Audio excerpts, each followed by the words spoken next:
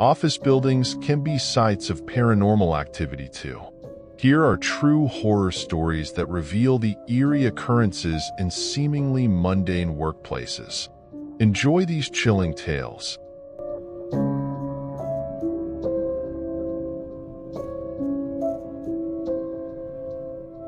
It was my first day at work as a secretary, and I was both nervous and excited about the new job.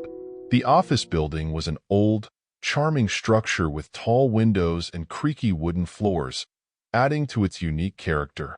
As I walked in, I was greeted by my office mates, who seemed very friendly and helpful. Their warm welcome made me think I was going to like working there. Little did I know, this place held secrets that would change my perspective on the supernatural forever. The first few days went by smoothly. I quickly got into the rhythm of the office, handling calls, managing schedules, and filing documents. My boss, Mr. Harrison, was kind and always had a smile on his face. The other secretaries and assistants were also welcoming, and we often shared laughs over lunch breaks. Everything seemed perfect.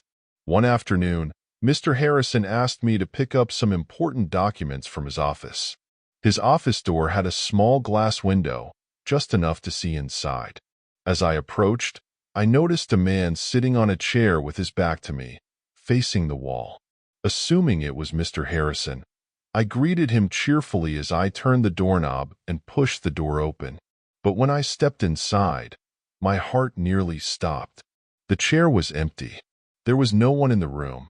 The temperature felt colder, and a shiver ran down my spine. I quickly grabbed the documents and left the room, my hands trembling.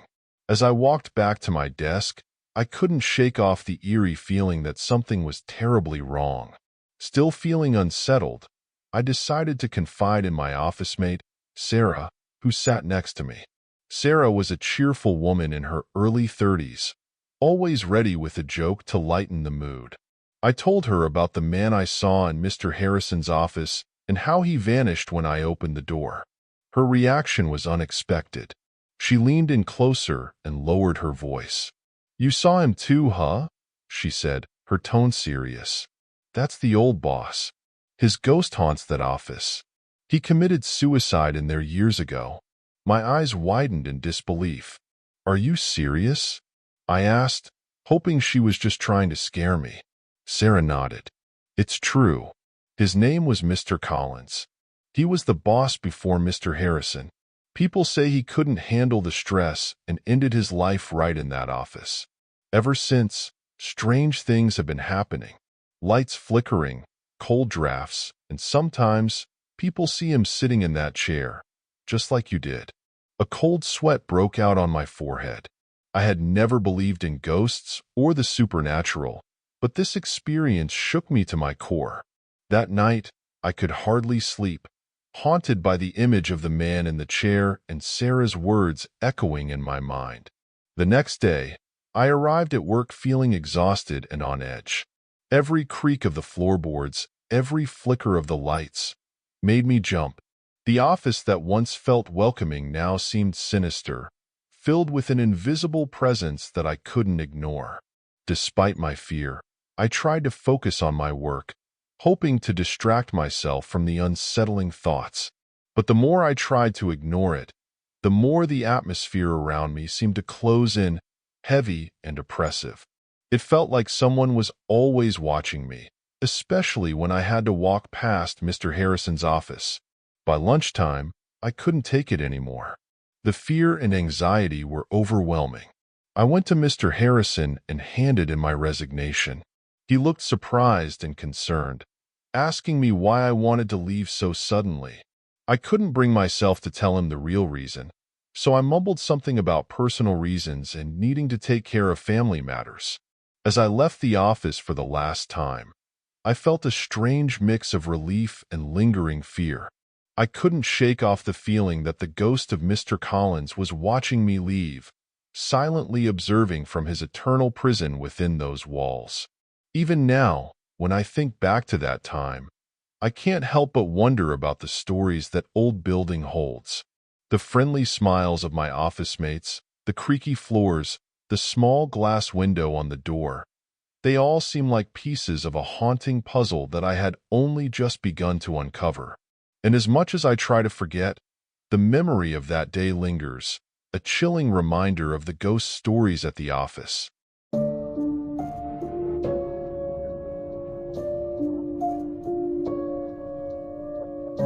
I had been working in the human resources department for several years, and I had grown quite comfortable with my daily routine and the familiar faces of my colleagues. Our office building was old, with creaky floors and dated furniture, but it had a certain charm that made it feel like home.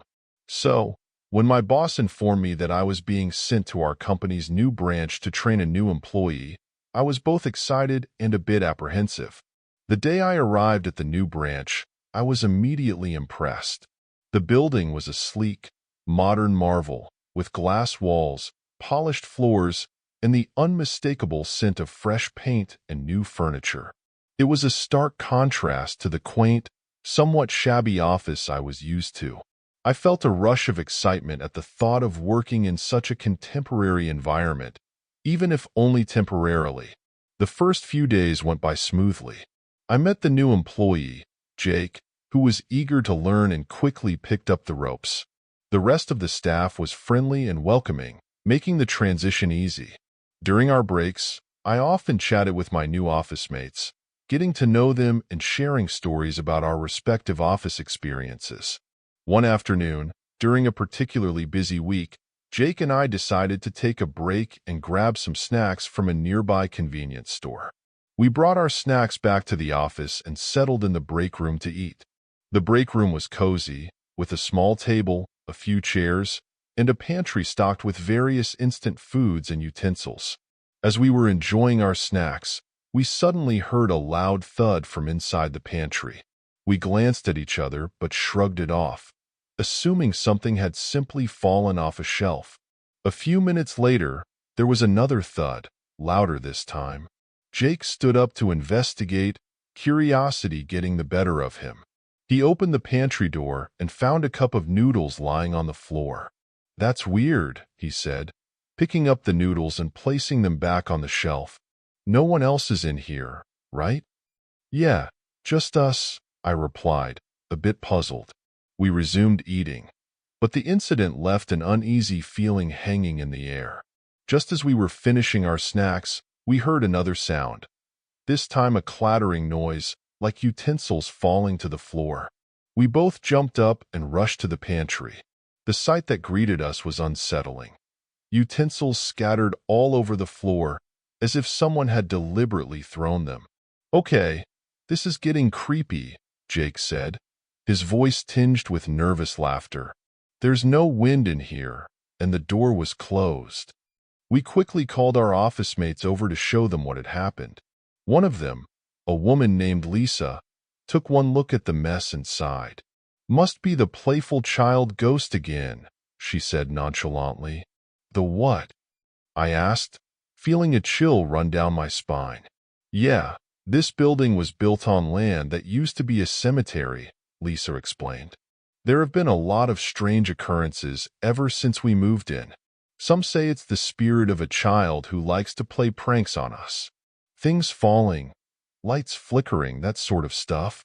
The hair on the back of my neck stood up. I had never been one to believe in ghosts, but the series of unexplained events was hard to ignore. The thought of a playful child ghost lurking around the office was both eerie and unsettling. That night, I couldn't sleep. I kept replaying the events in my mind, trying to find a rational explanation but coming up empty. The next morning, I decided I had had enough. I went straight to my boss and told him I couldn't continue the training at the new branch. "Is everything okay?" he asked, looking concerned. I hesitated, not wanting to sound irrational. "It's just, there have been some strange things happening there. I think it's better if someone else takes over." My boss studied me for a moment before nodding. "All right, if that's what you want. We'll find someone else to handle the training." I returned to my old office building, feeling a sense of relief wash over me. The familiar creaks and groans of the old structure, once a source of mild annoyance, now felt comforting. I never mentioned the ghostly encounters to my colleagues, but the experience left an indelible mark on me. Every now and then, when the office was quiet and I was alone at my desk, I would think about the new branch and its playful ghost. It served as a reminder that sometimes the past has a way of lingering in the present, in ways we might not fully understand. And while I was glad to be back in my familiar surroundings, a part of me couldn't help but wonder about the mysteries that lay hidden within the walls of that modern, haunted building.